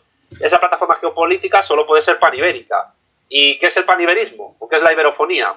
El paniberismo sería un movimiento político, en cierto sentido transversal, aunque nosotros podemos hacerlo socialista, que trataba de construir una unificación cultural, geopolítica y económica que no solo abarque a Iberoamérica o Hispanoamérica, sino que abarque a todas las naciones del mundo, sin excepciones geográficas, que hablan español y portugués, que son las dos grandes lenguas ibéricas universales que tienen un nivel de correspondencia de hasta un 89-90%.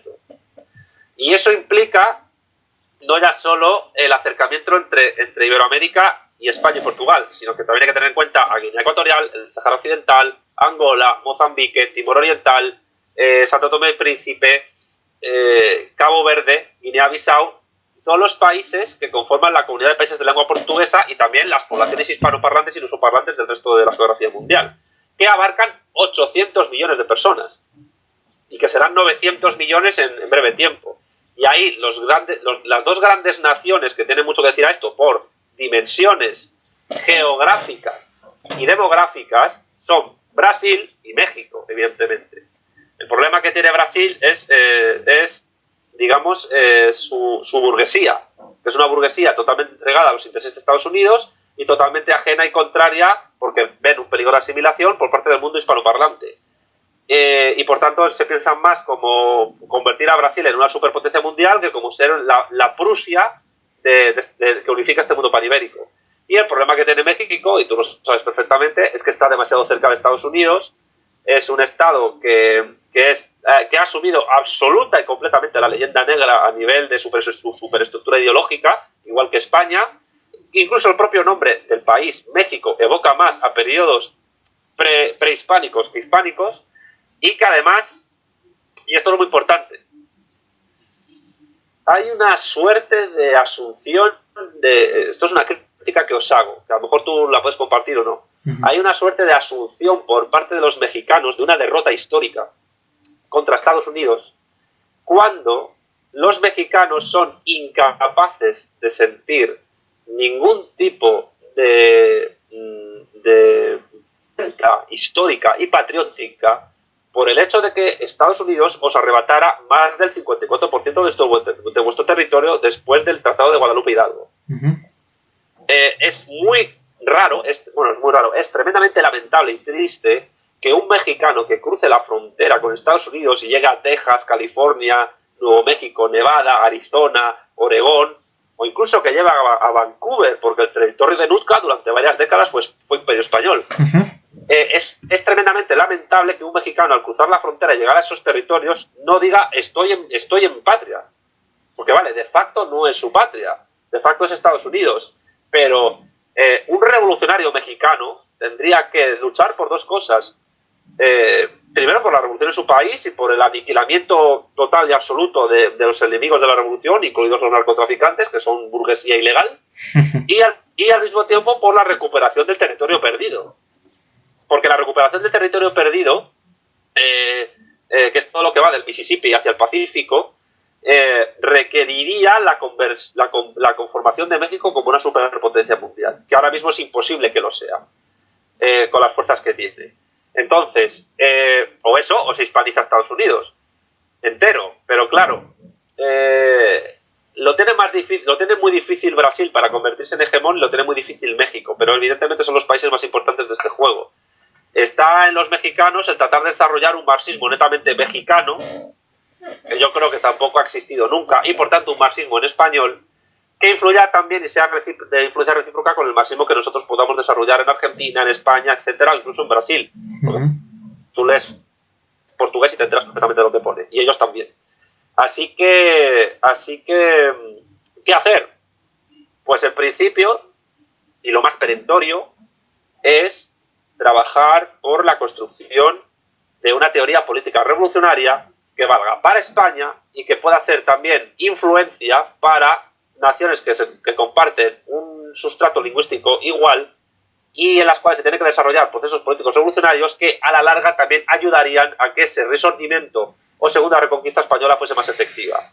Y evidentemente, si eso se llega a producir y eso se tiene en mente como finalidad, que eso es muy importante, es decir, y esto va en contra del actualismo totalmente, es decir, la realidad potencial se tiene que realizar a través de la acción, y evidentemente el actualista, el actualista es contrario a la realización de esa acción porque entiende que es una realidad potencial y por tanto no es real, pues evidentemente el revolucionario mexicano tiene que estar totalmente hermanado con el revolucionario español, y con el revolucionario argentino, y con el revolucionario ecuatoguineano, y con el revolucionario saharaui, y con el revolucionario brasileño, etcétera. Hay mucho trabajo que hacer, y además es un trabajo que tiene que tener como finalidad última construir una gran plataforma geopolítica que ponga fin al modo de producción capitalista hegemonizado por el mundo anglo-germánico protestante.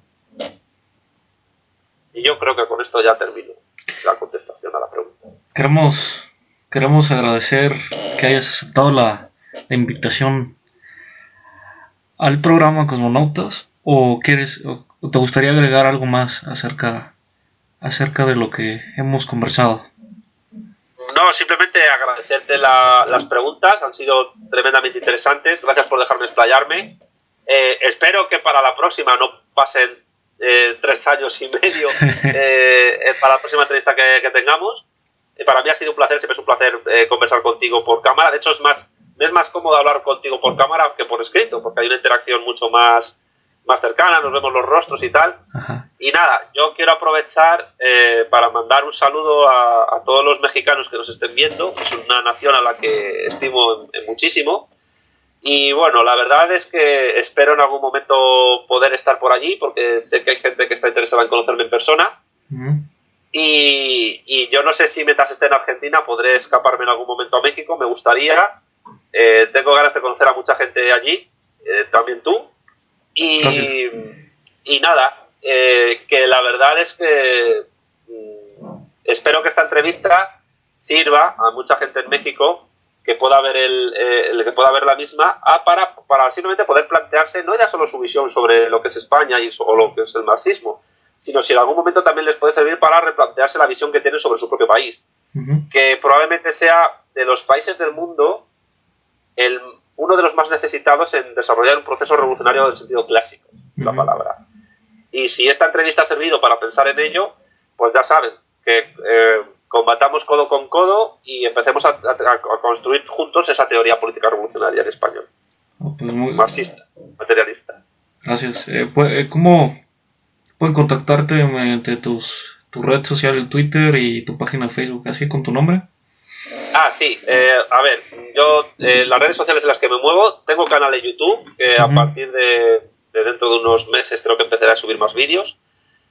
Simplemente si ponen Santiago Armesilla en YouTube lo van a encontrar. En Instagram tengo también red social, @armesillaconde. Conde es mi segundo apellido, es el apellido de mi abuela materna. En Twitter también tengo @armesillaconde como nombre de cuenta, y es la red social en la que tengo más seguidores, a punto de llegar a los 10.000, que ya es una ciudad en España. Y en Facebook pues también tengo red social, que se pone Santiago Armesilla, me encuentran. Luego también pues, la gente puede encontrar mi página web, www.armesilla.org, donde ahí pueden encontrar todo, absolutamente todo lo que yo he escrito y he hablado en radio o en vídeo. Más que nada porque si hay algunos enemigos míos interesados en encontrarme texto, cosas que diga que no les gusten, es el lugar adecuado mi página web. Aparte de Twitter, que Twitter tiene otro tipo de lenguaje y es distinto, no es más provocador. Y bueno, y lo dicho, están mis libros por ahí para aquel que esté interesado: Trabajo de Idea y Verdad, de 2015, El marxismo y la cuestión nacional española, de 2017, y ahora disponibles en México los 2 que ya están editados por Nautilus, La economía en 100 preguntas y Breve historia de la economía. Y ahora en marzo mi 5º libro, Breve historia de la economía, La política en 100 preguntas, con prólogo de Marcelo Gullo, el politólogo argentino Marcelo Gullo. Y mi 6º libro, creo que saldrá este año también, La vuelta del revés de Marx, que como subtítulo tiene El materialismo político, entretejiendo a Karl Marx y a Gustavo Bueno. Yo creo que para los 38 años que tengo, 6 libros no está nada mal, pero a ver cuántos me quedan por hacer en el futuro. Esperamos que muchos. Y la página de la Razón Comunista, de la revista. Sí, la página de La Razón Comunista es www.larazoncomunista.org. También tiene perfil en Facebook, en Instagram y en Twitter, que es @razoncomunista. Ya tenemos 2 números editados. El 7 de marzo sale el 3º, con entrevistas a Pedro Insua, a Diego Fusaro, artículos muy interesantes sobre ciencia y capital. Hay artículos tremendamente interesantes en este 3er número, y es una revista que precisamente está generada y construida para la conformación y la producción de esa teoría política revolucionaria necesaria. Y bueno, se me olvidaba, también recomiendo a la gente interesada que busque en YouTube y en Instagram, en Twitter y en Facebook los talleres de formación marxista-leninista que estoy impartiendo en Buenos Aires con la organización Vanguardia, Escuela de Formación Marxista-Leninista, en la cual creo que llevamos ya 7 sesiones y que la gente puede encontrar en YouTube. De hecho hay una lista de YouTube que se llama así, Taller de Formación Escuela de Vanguardia. También hay una lista de reproducción de YouTube que se llama Santiago Armesilla, donde se pueden ver esos talleres, donde tratamos 3 libros: El Manifiesto Comunista, Trabajo, Salario y Capital de Marx y El Estado de la Revolución de Lenin. Hemos empezado ya con el Estado de la Revolución el pasado 15 de febrero y ahora en marzo empezaremos con el libro. Y bueno, Vanguardia es una organización pequeñita, modesta, de aquí de Buenos Aires, de Argentina, pero con gente muy preparada para afrontar los retos que estamos asentando. Y creo que es una organización que puede enseñar muchas cosas a gente interesada en otras naciones que compartimos la misma lengua. Bueno, muchísimas gracias por compartirnos tus redes sociales y la página de la revista. Y estás invitado en un futuro nuevamente, ya sea para hablar de tus 2 siguientes libros o de algún tema político. Pues como tú quieras, Israel, un placer como siempre y nada, te mando un abrazo y lo dicho a todos los que vean la entrevista, pues un gran saludo muy afectuoso para todos ellos.